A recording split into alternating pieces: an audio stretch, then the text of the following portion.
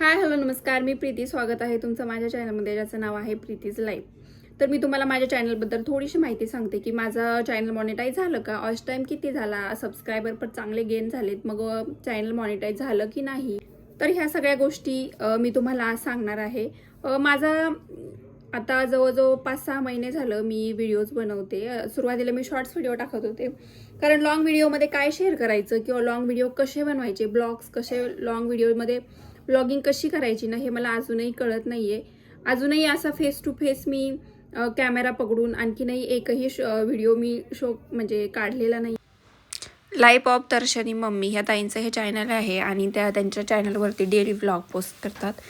तर छान व्हिडिओज आहेत, तुम्ही सगळ्यांनी जाऊन एकदा चेकआउट करा. आणि हो, सबस्क्राईब करायला मात्र अजिबात विसरू नका.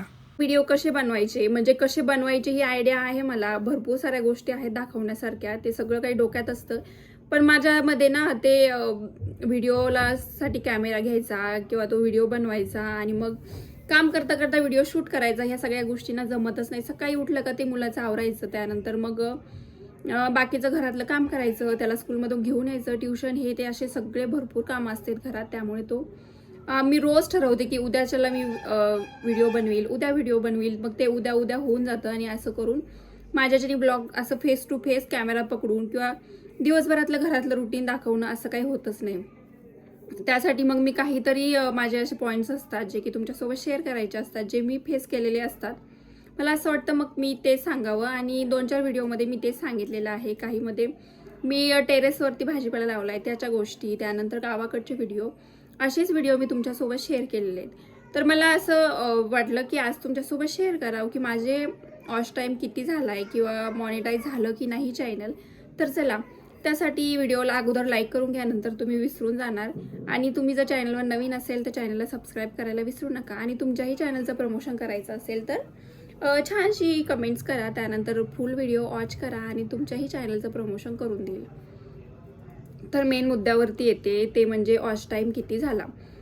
आता मी रिसेंटलीच ब्लॉग्स बनवायला चालू केलेत. मी जवळजवळ 5-6 महिने झालं शॉर्ट्स व्हिडिओ, मिनी ब्लॉग टाकते, पण मी मोठे लॉंग व्हिडिओ टाकलाच नाही. मला असं वाटलं कसा रिस्पॉन्स भेटेल, चांगले व्ह्यूज येतील का नाही.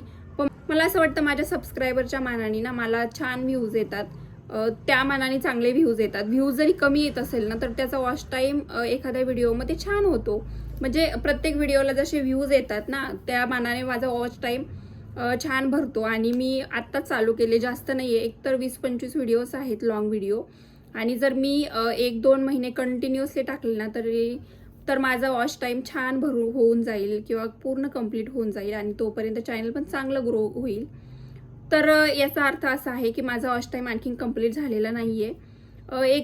आता लास्टला जो डेटा दाखवतात आपल्या ह्याच्यामध्ये YT स्टुडिओमध्ये, त्याच्यामध्ये 8 दिवस नंतर किंवा 5-6 दिवस अगोदरचा डेटा दाखवतात. लगेच रिसेंटली काल झालेल्या व्हिडिओमध्ये आलेला वॉच टाईम लगेच दुसऱ्या दिवशी तो लास्ट पेजवरती काउंट होत नाही.